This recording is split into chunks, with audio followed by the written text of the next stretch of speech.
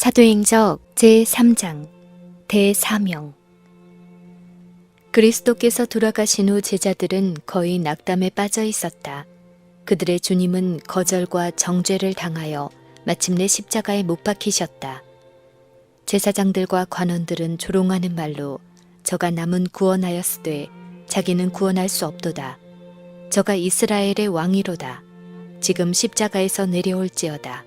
그러면 우리가 믿겠노라고 선언하였다. 제자들의 희망의 태양은 졌고 어두운 밤이 그들의 마음에 자리 잡았다. 제자들은 종종 우리는 이 사람이 이스라엘을 구속할 자라고 바랐노라는 말을 반복하였다. 외롭고 상처받은 마음으로 그들은 푸른 나무에도 이같이 하거늘 마른 나무에는 어떻게 되리요? 라는 그리스도의 말씀을 기억하였다. 예수께서는 여러 번 제자들에게 미래를 열어 보이려고 하셨으나 그들은 그분의 말씀에 주의를 기울이지 아니하였다.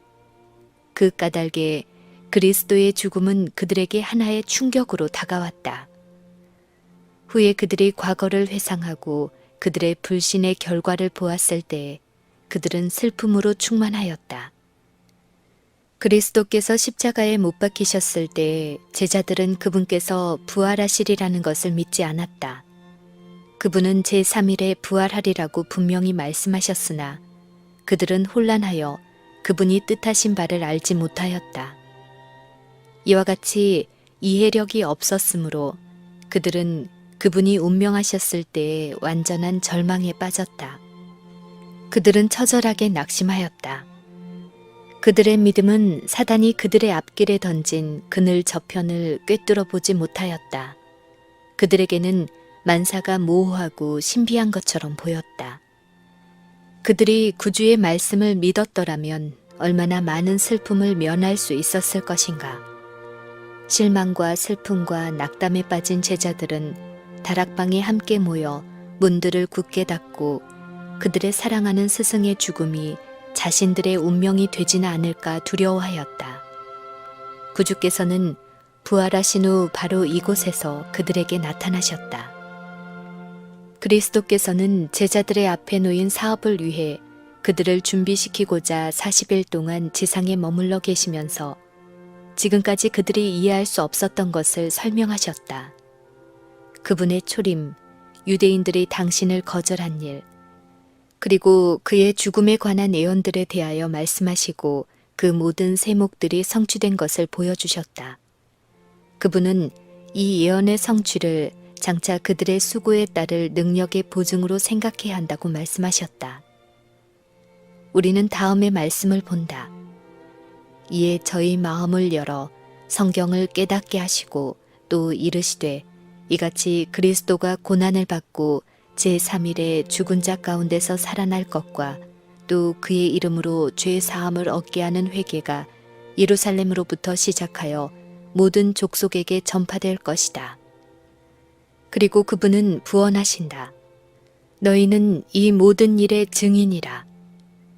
그리스도께서 제자들과 함께 보내신 날들 동안 그들은 새로운 경험을 얻었다.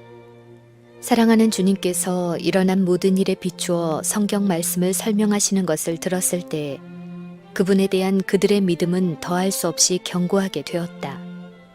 그들은 나의 의뢰한 자를 내가 안다고 말할 수 있는 경지에까지 이르렀다. 그들은 그들의 사업의 성질과 범위를 깨닫고 그들에게 위임된 진리를 세상에 선포해야 한다는 것을 깨닫기 시작하였다. 그리스도의 생애의 사건들, 즉 그의 죽음과 부활, 이러한 사건을 지적하는 예언들, 구속의 경륜의 오묘, 죄를 사하시는 예수님의 능력 등 저희가 목격한 이 모든 것들을 세상에 알려야 하였다.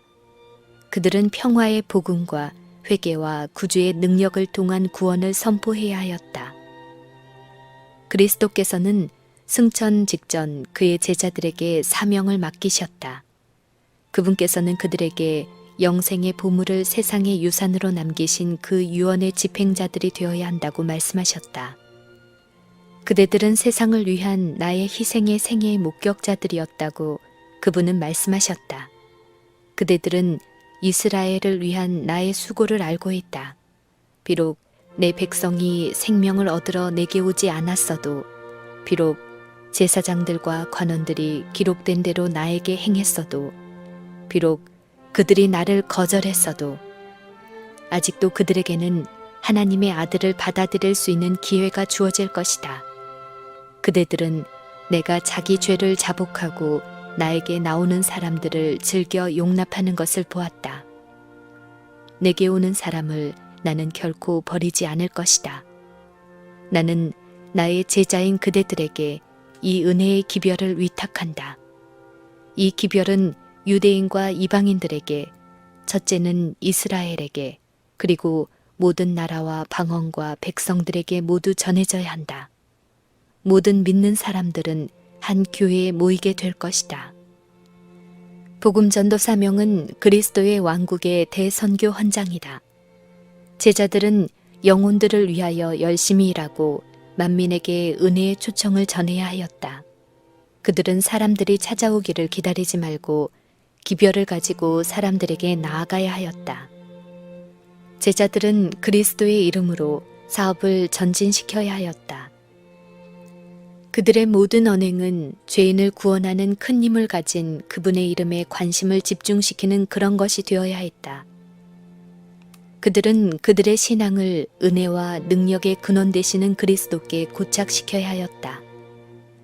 그들은 그분의 이름으로 아버지께 간구해야 하였고, 그러하였을 때 그 기도는 응답받을 것이었다. 그들은 아버지와 아들과 성령의 이름으로 침례를 베풀어야 하였다. 그리스도의 이름은 그들의 표어요, 그들을 구별하는 휘장이요, 연합의 띠요, 행동의 방향을 결정하는 권위요, 성공의 근원이 되어야 하였다. 그분의 이름과 명각이 없는 것은 그 어떤 것도 그분의 나라에서는 인정되지 않을 것이었다. 그리스도께서 제자들에게 내 이름으로 나아가 믿는 사람을 모두 교회로 모으라고 말씀하셨을 때 그분은 단순성을 유지해야 할 필요를 그들에게 분명히 제시하신 것이다.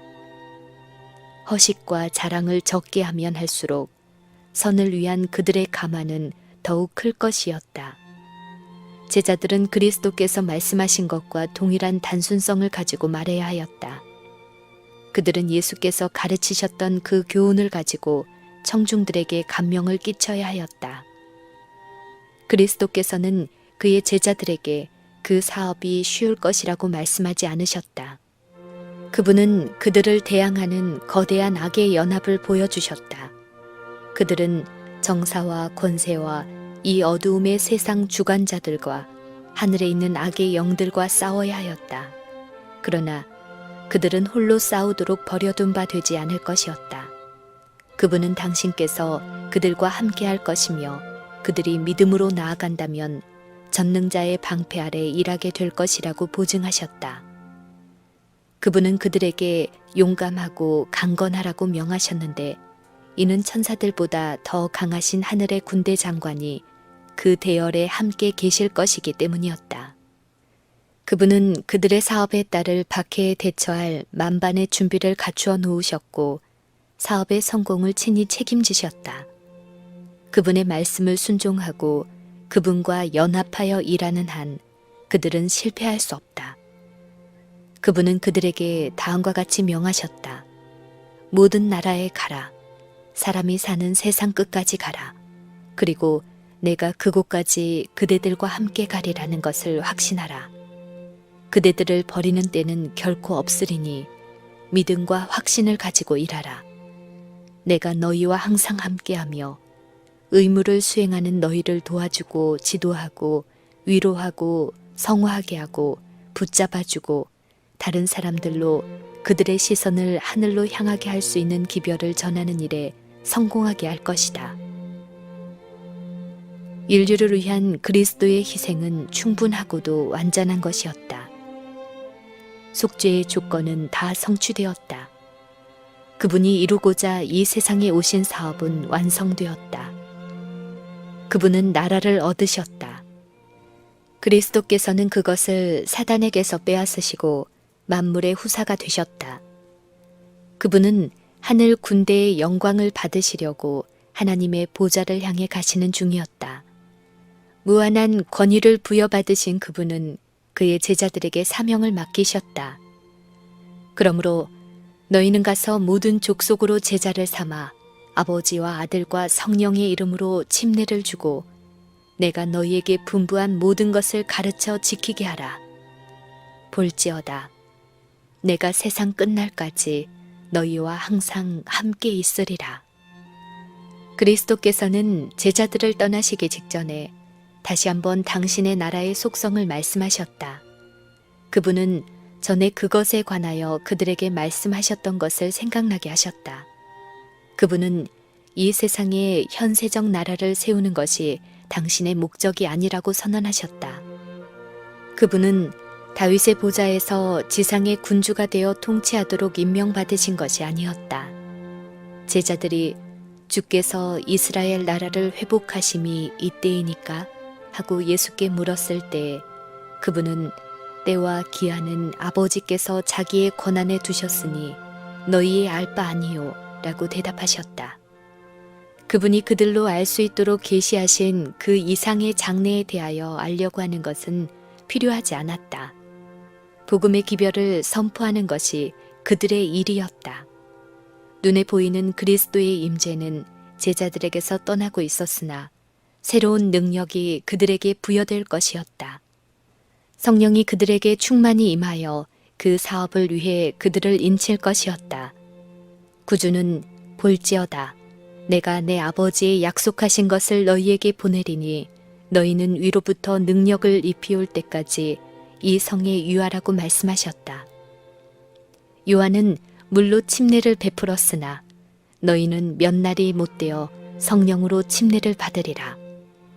오직 성령이 너희에게 임하시면 너희가 권능을 받고 예루살렘과 온 유대와 사마리아와 땅끝까지 이르러 내 증인이 되리라. 구주께서는 아무리 논리적이라 할지라도 논쟁으로는 굳은 마음을 녹이거나 세욕이나 이기심의 딱딱한 껍질을 깨트리지 못할 것을 아셨다. 구주께서는 제자들이 하늘의 선물을 받아야만 하며 또한 길이요 진리요 생명이신 그분을 아는 산 지식으로 뜨거워진 마음과 감동적인 입술로 선포할 때에만 복음이 효과가 있으리라는 사실을 아셨다. 제자들이 자신들에게 위탁된 사업을 수행하는 일에는 큰 능력이 요구될 것인데 이는 죄악의 조수가 극도로 험하게 그들을 엄습할 것이기 때문이었다. 방심치 않는 단호한 악의 지도자가 흑암의 군대를 지휘하고 있으므로 그리스도를 따르는 자들은 성령을 통하여 하나님께서 주시는 도움을 힘입을 때에만 의를 위하여 싸울 수 있을 것이었다. 그리스도께서는 제자들에게 예루살렘에서부터 그들의 사업을 시작하라고 말씀하셨다. 그 도시는 오랫동안 인류를 위한 그분의 놀라운 희생의 무대가 되어 왔었다.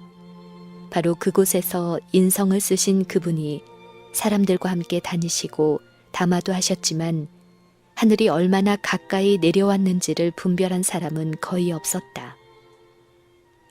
그곳에서 그분은 정죄되어 십자가에 못 박히셨다. 예루살렘 성에는 나사렛 예수가 메시아임을 은밀히 믿는 사람들도 많이 있었고 제사장들과 관원들에게 속임을 당한 사람들도 많이 있었다. 그들에게 복음을 전해야만 하였다. 그들은 회개의 요청을 받아야 하였다. 오직 그리스도를 통하여 죄사함을 얻을 수 있다는 놀라운 진리는 명백히 증거되어야 하였다. 그리고 지난 몇 주 동안의 장렬한 사건들로 인해 예루살렘 전체가 소동하고 있는 때에 제자들은 전도를 통해 가장 깊은 감명을 끼치게 될 것이었다. 그의 지상 봉사 기간에 예수께서는 제자들에게 너희는 죄의 속박에서 세상을 구하는 이 사업에 나와 하나가 되어야 한다는 것을 끊임없이 제시하셨다. 그분은 12과 또 후에 70인을 보내어 하나님의 나라를 선포하게 하실 때에 그들이 할 일은 그가 알려준 그것을 다른 사람에게 전하는 것임을 가르쳐 주셨다. 그분은 그 모든 사업을 통하여 각자 봉사하도록 그들을 훈련시키셨으므로 그들의 수요가 증가함에 따라 사업은 점점 확장되어 마침내 세상 끝까지 미치게 될 것이었다. 그분이 그를 따르는 자들에게 주신 마지막 교훈은 그들이 구원의 기쁜 소식을 세상에 전하도록 위탁받았다는 것이었다. 그리스도께서 아버지께로 올라가실 시간이 이르자 그분은 제자들을 저 멀리 베다니까지 데리고 가셨다. 예수께서 그곳에 멈추시자 제자들은 그분 주위에 모여들었다. 마치 당신의 보호에 대한 보증인 것처럼 손을 펴 축복하시고는 그들 가운데서 천천히 승천하셨다. 축복하실 때에 저희를 떠나 하늘로 올리우셨다. 제자들이 승천하시는 주님의 마지막 모습을 보고자 계속 위를 주시하고 있을 때 기뻐하는 하늘 천사들의 대열이 그분을 영접하였다. 이 천사들은 예수를 하늘 궁정으로 호위하면서 땅의 열방들아 하나님께 노래하고 주께 찬송할지어다. 하늘들의 하늘을 타신 자에게 찬송하라. 너희는 하나님께 능력을 돌릴지어다. 그 위엄이 이스라엘 위에 있고 그 능력이 하늘에 있도다. 라고 의기양양하게 노래하였다. 제자들이 여전히 하늘을 열심히 쳐다보고 있었는데 그때 흰옷 입은 두 사람이 저희 곁에 서서 가로되 갈릴리 사람들아 어찌하여 서서 하늘을 쳐다보느냐.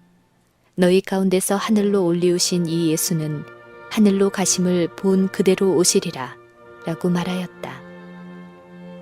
제자들은 그리스도의 재림의 약속을 항상 새롭게 마음에 간직해야 하였다.